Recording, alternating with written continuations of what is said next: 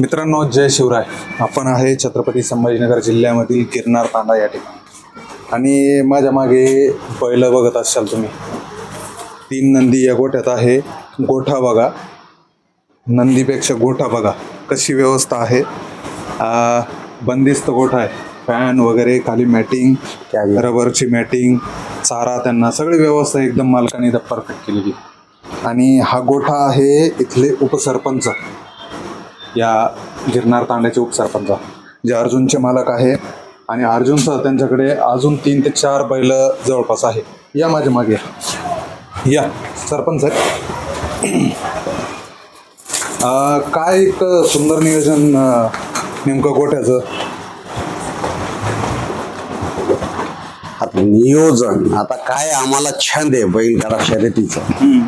त्याच्याकरता बैल असणं गरजेचं आहे आम्हाला.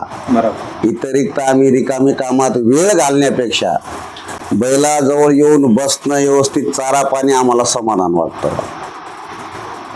पण मग हा म्हणजे साधा गोतवाळा नाही. 4 बैल तुमच्या दावणीला आहे.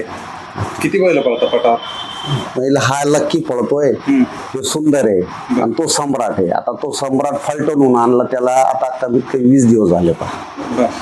ते विकत घेऊन आता आपण आणलं त्यांना. आणि आता ह्याचा सराव चालू आहे. आदात. आणि हे सुंदर पण आदात. हा 2 दात आहे आणि तो सम्राट 2 दात. बरोबर. अर्जुन कुठे? अर्जुन काल 7 तारखेच्या मैदानात, मोठं मैदान होतं 2 लाखाचा, छकडी घाटात. तर तिथं आमचे एक मित्र आहे सचिन काजळे म्हणून, त्यांना आपण पहिले 2 बैल दिलेले, मल्हार आणि डमरू. ते नामांकित बैल. ते तिथं 1च नंबर बारी करतात. तर त्याच्याकरता त्यांच्याकडे पाठवलेले. आता 10 तारखेला माझ्याकडे येईल तो. तुमच्या घरात एक फ्रेम बघितली, जुना फोटो बघितला तुमचा. हा, क्रांती आणि फोटो होता तो 2019 2001चा फोटो म्हटले तुम्ही. हो. तर म्हणजे जुना नाद आहे तुम्हाला, जुना छंद. हा, त्याच्या पहिले आमच्याकडे हे सेकंड पाईप नव्हता. त्यावेळेस ते शेमी गोंडा नारळावर. तुमच्या वडील वगैरे कोणी? हा, आमचे वडील, चुलते, नंतर आमचे मोठे बंधू नामदेवाडे म्हणून. मग आम्ही त्यांच्या सोबत घोडा बैल शर्यत पळवायचं, बिंजोर, शेमी गोंडा म्हणायचो. नंतर आता शंकरपट झाले शेकंडचे. मग नंतर भाऊन नान सोडलं, मग आम्ही धरलं. ते एक शौक म्हणून, म्हणजे व्यवसाय म्हणून नाहीये, छंद आहे आमचा. तो छंद आहे. पण बैल सांभाळताय तुम्ही, नंदी सांभाळताय, सुंदर व्यवस्था आहे. खाली मित्रांनो शेण सुद्धा सापडणार नाही अशा जागेवरती. म्हणजे एकदम गोठा बघितला आणि मुलाखत घ्यायची नव्हती, पण गोठा बघून मुलाखत घेतोय. कारण की इथं अर्जुन नाही गोठ्यावर. त्याच्यामुळं उपसरपंचांना म्हटलं की बा आपण मुलाखत नंतर घेऊ. पण नियोजन बघितलं गोठ्याचं आणि असं वाटलं कुठंतरी की बा हे प्रेक्षकांना दाखवलं गेलं पाहिजे की फक्त नंदी पाळावं नाही, त्या नंदीची व्यवस्था हे तुमच्याकडची व्यवस्था. तुम्ही उपसरपंच इथं? उपसरपंच. एकदा नाव सांगा तुमचं. सुभाष हरिदास आडे, उपसरपंच, ग्रुप ग्रामपंचायत गिरनेरा. राजकारणातून याच्यातून राजकारणात गेले तुम्ही? हो, याच्यातून. राजकारण तुमच्या पिंड नाही समजा. याच्यातून कसं आपल्याला म्हणजे दुजो भाव नाही. गाव सगळे आमचे गावात मोविडियन आहे, SC आहे, बंजारा आहेत, सगळे काय. पण आपण सगळ्यांना समाधान मानूनच, बाकी लोकांना मला काही इंटरेस्ट नव्हता इलेक्शनचं. बाकी सगळ्याच लोकांना म्हटलं तुम्हाला उभंच राहावं लागेल, कारण तुमचं नाव म्हणे पूर्ण महाराष्ट्रात आहे. लोकांनी मदत करून आपल्याला निवडून दिलं. पुन्हा सरपंच आपल्यालाच बनायचं होतं, पण OBC महिला असल्यावर मी उपसरपंच झालो. महिलाची जागा माझ्याच पॅनलचे आमची सोनं जे चुलत, त्यांना आपण सरपंच बनवून दिलं.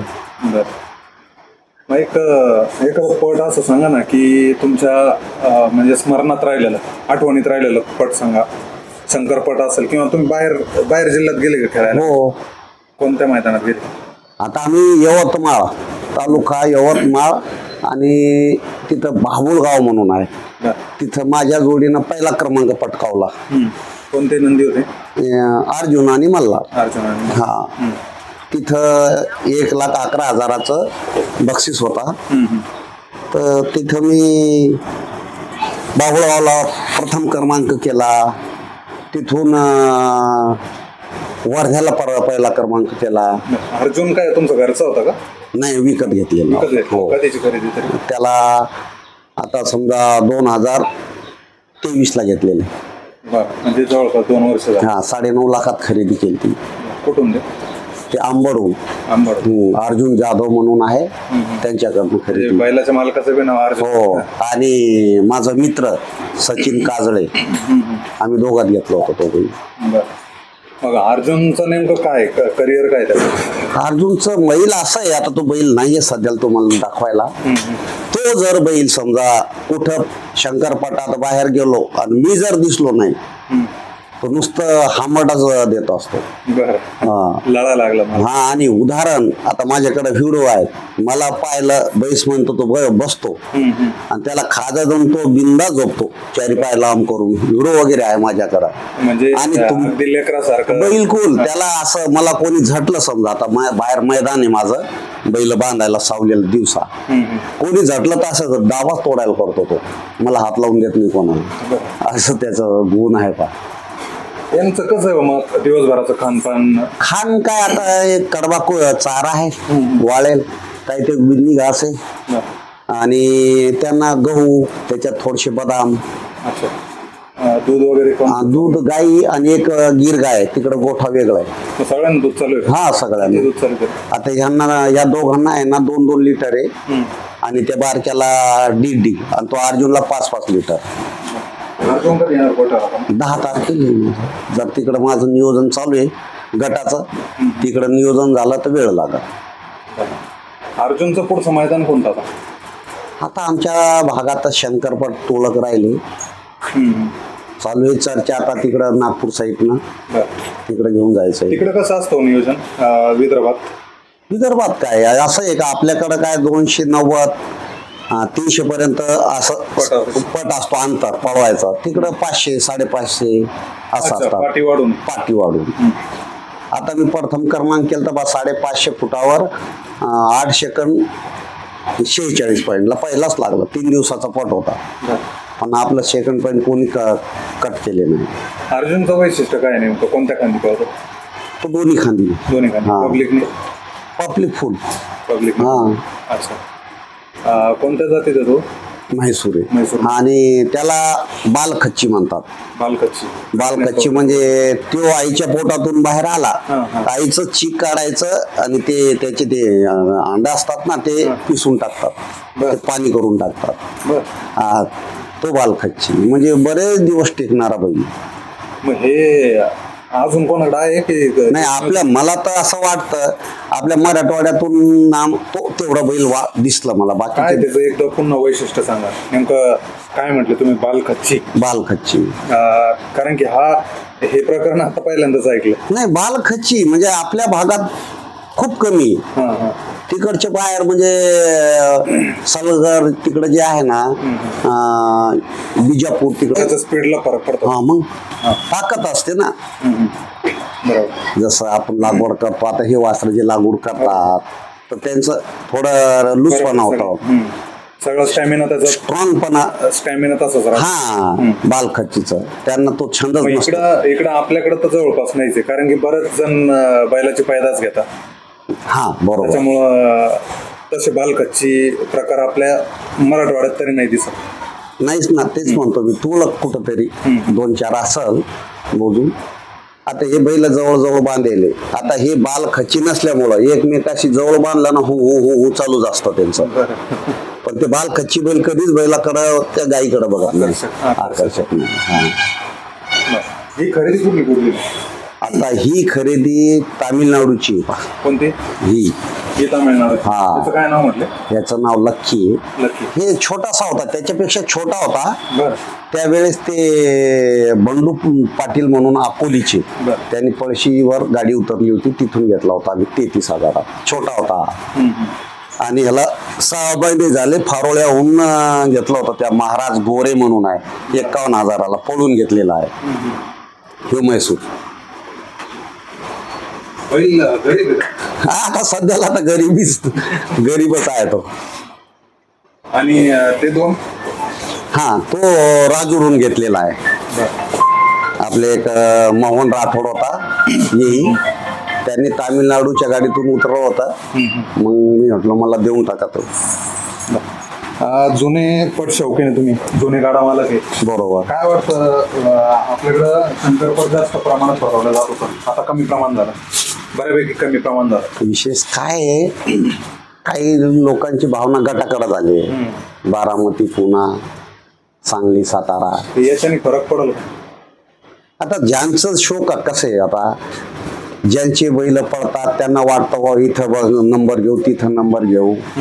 वाटतं सगळ्यांना अपेक्षा असते नंबर घ्यायचं, प्रथम क्रमांक पाहिजे. पण आपल्याकडचे बैल जवळपास चांगली गती घेतात तिकडं. मग आपले बैल संभाजीनगर म्हणजेच लोकांना असं भेव तयार होतो. कुठं मैदान असलं, छत्रपती संभाजीनगरचे बैल उतरले म्हणल्यावर त्यांना पाणीच होऊन जातं. आता आपल्या बैलाचं काही खरं नाही. आणि आपल्या बैलाचे ना संभाजीनगरचे मेहनत खूप करतात. आता ते दिसून येत आहे ना.